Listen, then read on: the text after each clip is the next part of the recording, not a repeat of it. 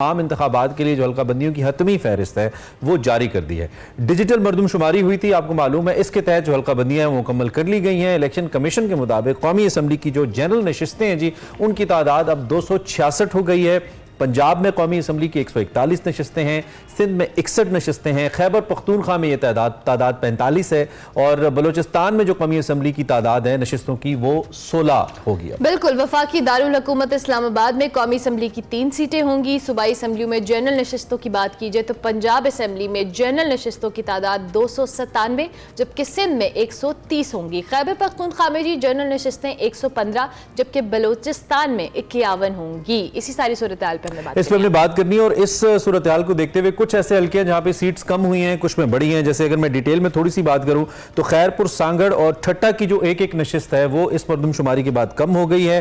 खैरपुर की सूबाई नशिस्तें 7 से कम होकर 6, सांगड़ की सूबाई नशिस्तें 6 से कम होकर 5 रह गई हैं। जबकि अगर मलीर, कराची और ईस्ट और सेंट्रल की बात करें तो यहां भी सूबाई असम्बली की एक एक नशिस्त कम नहीं हुई बल्कि उसमें इजाफा हुआ है।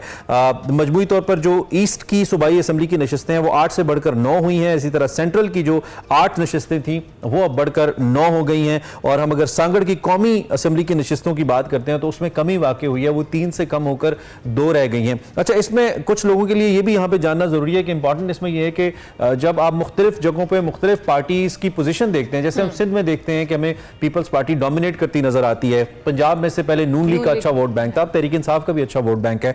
तो हम समहाउ एक इक्वेशन अपने माइंड में लेके आ सकते हैं। जैसे 141 अगर पंजाब असम्बली की अगर 141 अगर पंजाब की कौमी असम्बली की नशिस्तें हैं तो फिर हम समहाउ एक इक्वेशन बना सकते हैं कि कौन सी पार्टी कितने नंबर्स यहां से लेगी तो फिर वो एक मेजॉरिटी की जानिब जाएगी। आई बिलीव 172 पहले था, अब इस पे जरा मैं कैलकुलेशन कर लूंगा कि क्या स्टिल 172 पे ही है या इसमें भी कोई तब्दीली आई है।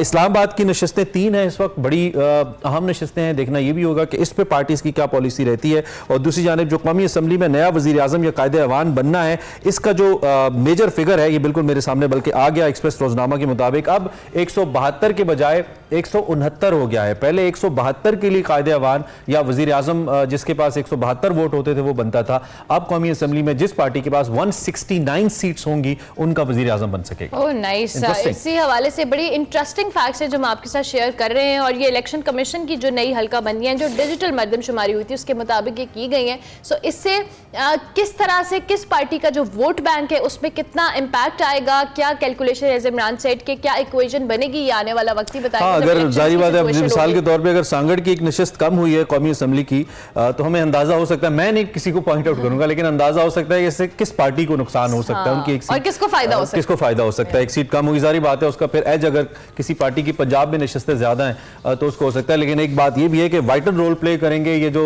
छोटे सूबे हैं, सीट्स के हिसाब से छोटे सूबे, जैसे मैं केपी की बात करूं या बलोचिस्तान की बात करूं, तो इनका बड़ा इंपॉर्टेंट रोल होगा कि इनके जो लोग इलेक्ट वहां से होकर आते हैं, जो कि यहाँ पे यूजुअली इलेक्टेबल्स की पॉलिटिक्स होती है। पुराने लोग हैं, बरादरी सिस्टम है, खासतौर पे बलोचिस्तान के अंदर तो पुराने लोग हैं जो सिलेक्ट होते चले आते हैं या इलेक्ट होते चले आते हैं। तो फिर ये देखना होगा कि वो किस जानिब जाते हैं। और रिसेंट कुछ जो पॉलिटिकली डेवलपमेंट्स हुई हैं, हमने देखा है नवाज शरीफ साहब ने एक बड़ा जबरदस्त किस्म का दौरा किया। उसके बाद अगरचे कि कल पीपल्स पार्टी की लीडरशिप भी मौजूद थी यौम तासीस के मौके पर। आई थिंक 56वां यौम तासीस था जिसपे कल एक पब्लिक गैदरिंग बहुत बड़ी पीपल्स पार्टी की तरफ से हुई। तो इससे पहले नवाज शरीफ साहब का जो दौरा था उसमें बड़ी अहम शख्सियात, जिसमें बलोचिस्तान अवामी पार्टी की अहम शख्सियात शामिल हैं, वो नवाज शरीफ साहब के साथ शामिल हुई थी। PMLN के अंदर उन्होंने ऐलान किया था। और कल का जो दौरा था इनफैक्ट जरदारी साहब का और बिलावल भुट्टो साहब का, इसमें उन्होंने जो तकरीरें की उसमें उन्होंने आड़े हाथों भी लिया, नून लीग की शोबाजियों का भी जिक्र किया कुछ उन्होंने, लेकिन उसके साथ साथ यहाँ पे भी कुछ ऐसे अहम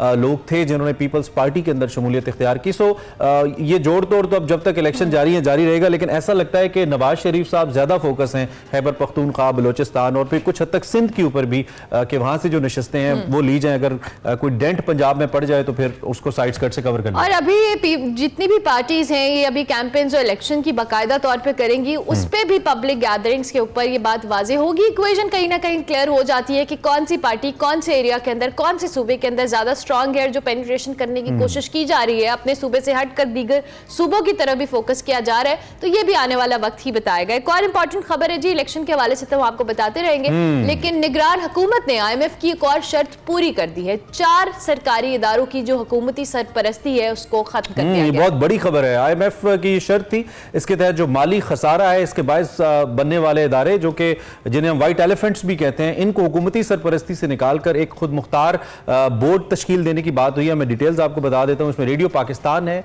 इसमें NHA है, इसमें पाकिस्तान नेशनल शिपिंग कॉरपोरेशन है, इसमें पाकिस्तान पोस्टल सर्विसेज के इदारे हैं। इनकी हुकूमती सरपरस्ती खत्म कर दी गई है। अब ये जो चारों इदारे हैं ये मुख्तलिफ खुद मुख्तार बोर्ड्स के मातहत काम करेंगे। सदर मुमलिकत जनाब आरिफ अलवी साहब ने इन चारों इदारों से मुतल्लिक जो ऑर्डिनेंस है उसकी मंजूरी दे दी है, और ये ऑर्डिनेंस ये भी कहता है कि इसके दूसरे मरहले में पाकिस्तान टेलीविजन यानी कि PTV, कस्टम्स और पाकिस्तान स्टील मिल को हुकूमती सरपरस्ती से आज़ाद किया जाएगा।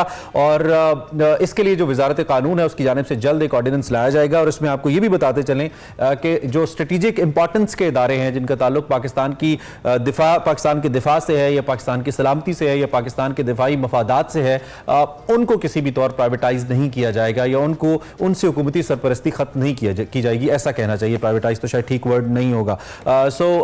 ये बड़ी इंपॉर्टेंट डेवलपमेंट, और वी हैव समथिंग जी एग्जैक्टली। इसके अलावा एक और अहम खबर जिसकी हम बात कर रहे हैं,